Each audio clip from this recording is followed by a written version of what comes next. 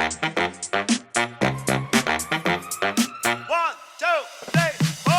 Power of Agile, hosted by Nagaro. Hello and welcome to The Power of Agile, the show where Agile meets reality. We explore practices, mindsets and stories that power modern teams. Today's episode takes a special turn, not just in topic, but in voices. My name is Mika, and for today I have the honor to be your host. This is because I'm joined by somebody you know all very well, the voice that has guided us through so many insightful conversations, Gurpreet Bhadesh. Thank you so much for having me today, Mika. Honestly, it feels so weird to be sitting on this side of the mic, but I'm also excited to be given the opportunity to actually share my insights on this. So, looking forward to it. It's so great to have you with us. Before we start into contact, I'm curious. How does it feel to be on the other side of the mic? Yeah, really weird. Really weird. I have to say, I have to stop myself from now asking the questions. But I'm excited for everything today. Feel free to do so. I think the more lively the conversation is, the better for our listeners. Definitely. All right. Would you want us to start into and tell us a bit about the topic you want to talk about today? Sure, yeah. So I've spent quite a bit of time working with low-code platforms, and I've got quite a bit of experience with it. So just to kind of rewind, I started working with low-code platforms, I think it was 2019. So just as COVID was taking off, we had a surge of companies just reach out to us and say, hey, we want a Power App, we want self-service reporting, and that all fell within the Microsoft Power Platform. So anything I'll be speaking about today relates directly to the Microsoft Power Platform in general.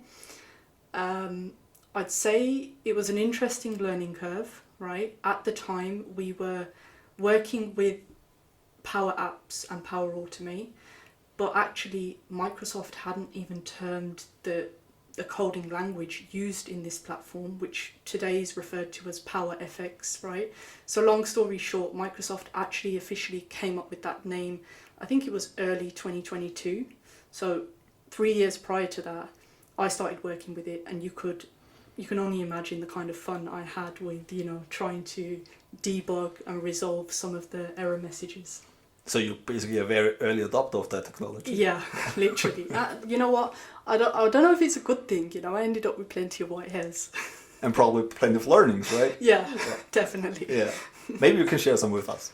You also, I think, had a talk on the Software Quality Days 25, right, regarding the topic. Yeah. Maybe you can share about how that was. How was the experience? Definitely. So obviously it was drawing upon my experience with low-code, no-code platforms, but I also wanted to speak more to the CI/CD, DevOps element, because there was one thing that I really noticed with Microsoft Power Apps in particular, is when you want to push a solution, right, or an application that you've developed into a new environment, there wasn't that capability. So what you're having to do is actually export that into a zipped folder, save it to your desktop, right? I know what you're thinking, it's really old school. You're saving it to your desktop, you're switching environments, and then you're uploading and importing that solution into the new environment. And so I was thinking about it, and I was like, when it comes to version control and everything else, this isn't really looking at the DevOps side of things. So I wanted to combine the two, and that's where we internally worked on an accelerator where we would have a Power App, right? A solution which would be version controlled, right? It would be as an artifact and then pushed into another environment. So it's done in a clean way. You actually know, and you have a single source of truth. And that's exactly what we spoke about at the Software Quality Days. That sounds interesting. So basically you combine low-code technology with methods we know from DevOps to accelerate how quickly solutions can be pushed to the market. Exactly. And making sure that it's done with precision, right? That's what we were kind of aiming for here. Okay, awesome. Can you elaborate a bit more on that? How does it work? Where do you see besides the manual hustle, the big benefits for clients to go down that way? Yeah, definitely.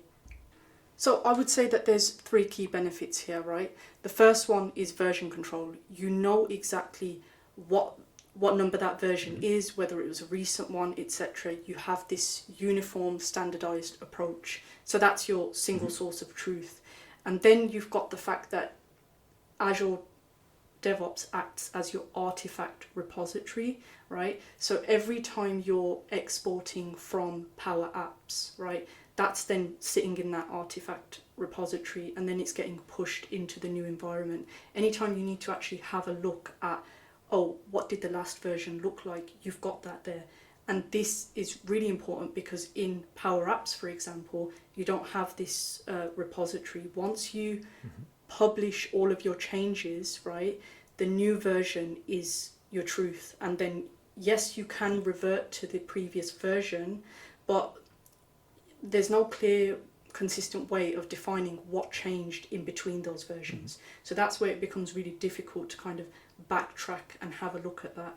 And this is obviously one of the complexities within low-code, no-code platforms, because yes, they provide this user-friendly interface and this drag and drop functionality, but there's actually not so much code to analyze in this, and there's not a lot of versioning in it. It's all within these JSON files. Okay, so it seems like CI/CD for low code is a bit harder than for regular code. Would you agree? Yes, I would say that. There's many challenges, and I think it's a really good question actually, because it's not just about the tooling, right? It's the nature of how low-code platforms work, right? So in traditional development, what you've got is code in files, you're doing some sort of version control, and you've got a clear pipeline for build, test, deploy, right? But in low-code, a lot of the application logic, it lives inside the platform itself. So this is some sort of visual models, it's got metadata, it all sits within that, right? And that's what makes version control and checking the differences between code or merging those changes a lot more difficult. And then to add even more to that complexity, you've got teams that are often mixed between developers and business users. And when I say business users, Microsoft termed business users as citizen developers, right? So you'll hear this phrase time and time again, and citizen developers basically describes non-technical employees, so people in business roles who are working, for example, finance, HR, sales, etc. And they're using these low-code, no-code tools, whether that's Power Apps, Power Automate, or Power BI, to create their very own level of automation or self-service reporting. And I think it's fantastic for speed, right? But it means that you don't always have the same discipline around branching strategies or automated testing. So it's less about, missing the tools and more about trying to adopt the software engineering practices to actually do what you need. Excellent. So I was just coming to that, was asking it, what you're describing, at least to me, feels a bit like if you come from the DevOps angle, you have to relearn and change your ways of working a bit. If you come from the low-code side, you need to relearn and change your ways of working a bit. Yeah. So it's like, obviously more than tooling and CI/CD, but obviously a different kind of working or even different kind of mindset. Definitely. Towards that technology, or how you combine these approaches? Definitely. It's a totally different shift, right? You've now got citizen developers who are closest to the business problem, understand it best, so they're in the best position to actually create that application. So it addresses some of the challenges they're having. And then what you're seeing is the shift in IT, right? So, for example, IT isn't developing so much, right? They're focused more on setting the guardrails, ensuring security mechanisms are there, and actually helping with more complex integrations. So, yeah, you need collaboration from both, but there's definitely a shift in the roles, I would say. All right, and now I think we're at the point where it's called Power of Agile for purpose of podcast, right? And you talk about like bringing business and engineers and IT closer together. So I wonder if Agile comes naturally to that approach of working. 100%. I would actually say like low-code platforms encourage and kind of live and breathe that Agile mindset. Because if you think about it, Agile and DevOps even it's really about shortening those feedback loops and delivering value continuously. And that's where I think low code fits right into it, because with Agile, you want to get something in front of the users quickly. You want to be able to learn from it, and you want to actually reiterate that, right? Low code platforms make that possible, because what you're doing is prototyping something at such a quick speed and being able to adjust it much faster than traditional development. And then you've got on the DevOps side, you've got the principles like automation, continuous integration, and continuous delivery, right? But again, on the DevOps side, the challenges always comes back to that whole. The low code platforms don't always look like those traditional code bases, but the connection is there, right? So things like version control, structured release pipelines, etc. You're getting the same benefits of speed and reliability. It's just adapted to a different kind of development environment. So in short, I'd say low code doesn't replace Agile or DevOps. If anything, it amplifies them, but it's on you to actually tailor the practices to fit the platform. And like I said, I'm speaking directly to the Microsoft Power Platform here. Other low code platforms may look very different, so I couldn't really speak to them. Cool. So you talk about amplification. I might even go a step further and say maybe even enables an organization to play around with agile ways of working or DevOps. And talking about these, you mentioned both terms. Like, do you see any difference in agile and DevOps? Like, is there any difference that you convey when you talk to clients, or do they each like need each other? I think Agile and DevOps, you're right, they often get mentioned together, but they solve different parts of the same puzzle. So Agile is about how you work, right? So breaking big projects into smaller kind of increments, collaborating closely with stakeholders, and delivering that value quickly. And then you've got DevOps, which focuses on the delivery aspect, right? The culture and the practices that, I'd say the culture and the practices. So I think they complement each other. All it is that Agile helps you to decide and adapt quickly. DevOps helps you to deliver those decisions continuously. Okay, great, awesome, good to hear. And maybe stick with that a bit. And I mean, you talked about low code and DevOps, and coming from that and combining that. Like, can you maybe elaborate a bit on which DevOps practices or patterns are like very useful for teams starting to introduce low code? Yeah, absolutely. I'd say the DevOps practices that really make sense in the whole low code space are the ones that kind of bring structure and reliability without slowing teams down. So here I would say things like environment management, having a clear dev test prod environment is crucial, because low code makes it so easy to push changes through quickly. You basically want to make sure that scaffolding or that skeleton frame is there. So you miss that at clients currently, or you don't see that kind of setup? Time and time again. Yeah. Okay. Yeah, I mean, the problem we have often is that people overlook the whole getting the necessary structure in place, and they're so quick to kind of go out there, try out building their own application, and what happens is they end up running with it. We see it with clients all the time. They ask us for a proof of concept, and that's enough. Like, they're happy with the proof of concept, but the proof of concept was built with the idea that this is a rough and ready version, and they're happy with it, but they don't understand that there was so many steps missed. If we'd have known that was going to be the end product, we would have done it differently. So that's the kind of problem. But going back to your question, another big one is automation. So where it's possible, automate your deployments, do some sort of regression testing for critical workflows, and even some sort of automated checks for governance and compliance. And then when it comes to the cultural side of DevOps, collaboration and shared responsibility. Yeah, so that we spoke about between IT and the citizen developers.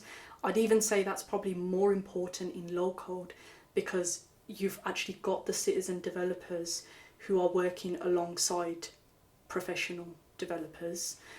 So yeah, it's not about forcing every single DevOps practice into low code, but picking the ones that give you that consistency, that quality and confidence, while still keeping the agility that low code promises, is what will work. And that obviously varies on an organization basis. Awesome. The longer we talk, the more I'm keen on experimenting with low code with my HR teams and use that, or into the business team. That's so exactly cool. what That's I great. meant. No, Yeah. I mean, all the practices and techniques you're talking about in terms of the values that is required for that particular platform, it totally makes sense. Oh, good. Yeah. So if you start with a new team introducing low code technology or even DevOps practices, where would you start? Like, how would you start? Yeah, how would you equip teams with these are your first steps? Okay, so I would say how I'd empower a team, right? So I'd say you need three key ingredients here. So skills, right? Guardrails and support. So first of all, skills means that as a business, right, you're giving your users the correct training so that they're confident to actually use the tool, and making sure that professional developers know how to extend and integrate when things get more complicated. Like I mentioned earlier, you have a lot of people who are like, oh, this is a low-code platform, it's got this drag-and-drop functionality, it's user-friendly, you know what, let me just try to create something and see what happens. It's like you might potentially be setting them up for failure at the same time, so just give them some basic training. Secondly, the whole guardrails aspect goes back to clear governance, some sort of environment strategies and security policies, so that you're enabling or allowing people to innovate without creating chaos. Some kind of sandbox environment or something. Yeah. Literally, yeah. And not like, not basically giving them the keys to the house. Yeah. Per se, but having some sort of mechanism in place where they're able to play but not do too much damage to the actual environment. Think of it like marked lanes on a highway, right? They don't slow you down in any way, and all they do is act as a guardrail in terms of keeping everyone moving safely in the right direction. And then finally, I'd say support. So some sort of ongoing coaching from IT. Communities of practice where people share learnings. This is a great one because you are building a space where it's almost like a community, a center of excellence, let's say. Yeah. So that's what you're doing there, and then also recognition for citizen development. Yeah, that's really valuable because when teams feel like they're trusted, they're guided and supported, they're much more likely to build solutions that last and actually deliver you real business value. So in a nutshell, my advice would be to start with the end in mind, right? And I say that in the sense of pick a case that's real and meaningful to you. Maybe it's a manual process that's slowing you down. Maybe it's a repetitive task that drives you crazy on a Monday morning, right? But it's not mission critical. And then build a low-code solution for that and use it as your learning project. And I will give a pro tip here. Solutions are your best friend. So any kind of applications, flows and tables that you're creating, do it inside a solution, because when it comes to migrating that to another environment, your life will be a lot easier. You won't have to worry about, versioning and managing any kind of dependencies, because that gets messy. And at the same time, don't ignore governance, right? Even in the early days. Yeah. Okay, that's great advice. So basically pick that and start working with my teams regarding your playbook. Exactly. Yeah. I was just wondering, you mentioned like the guardrails on the highway. I mean, intentionally, I can leave them, right? You can. Yeah. And would you opt for the same with a team? Say, you are allowed to intentionally. It needs some kind of criminal energy to leave the guardrails, but it's dangerous. You never know. You never know what the repercussions will be for it. So yeah, I'd probably say for any new developers, stick to it. But Mika, I think you're a pro anyway, so you'll get away with it. I'll try. And one other thought that came up once we were talking regarding governance and so forth, I was just thinking about, we do lots of design sprints with teams and clients and stuff. If like low-code technology will also be geared to like do quick prototyping of certain use cases, and even within a design sprint figure out the solution using that technology. Yeah.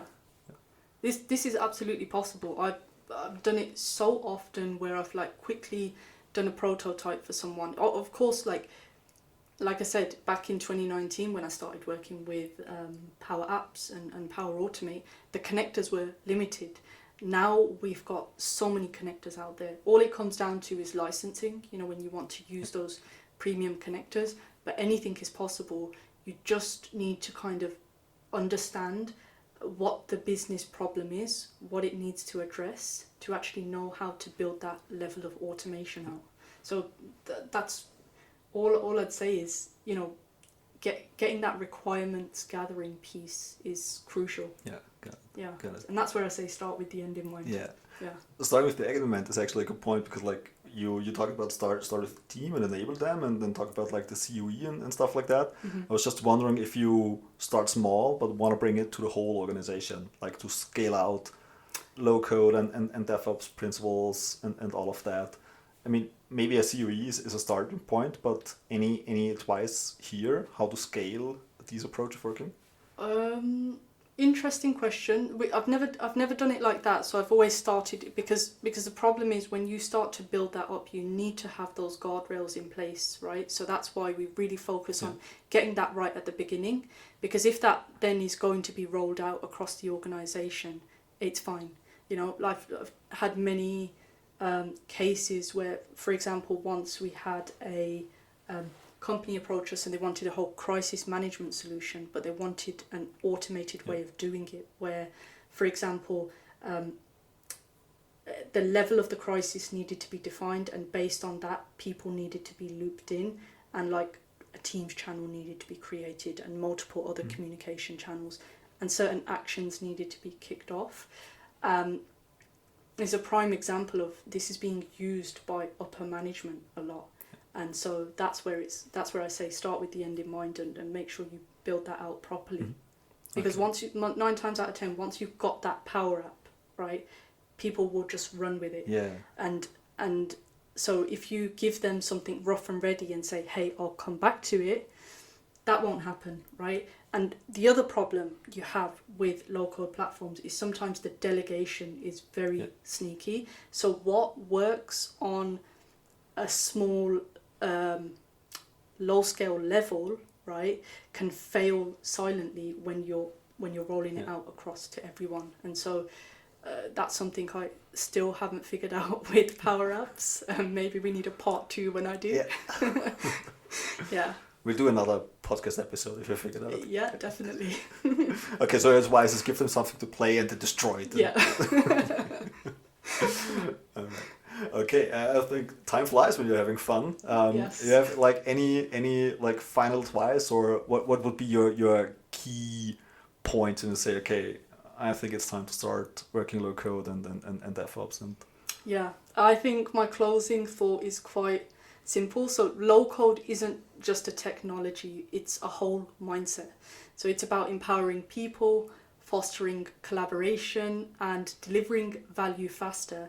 And if you focus on enabling your teams and putting those guardrails in place and iterating quickly, you can turn low code from a set of tools into an engine for innovation. So the key is just start small, learn and scale intentionally.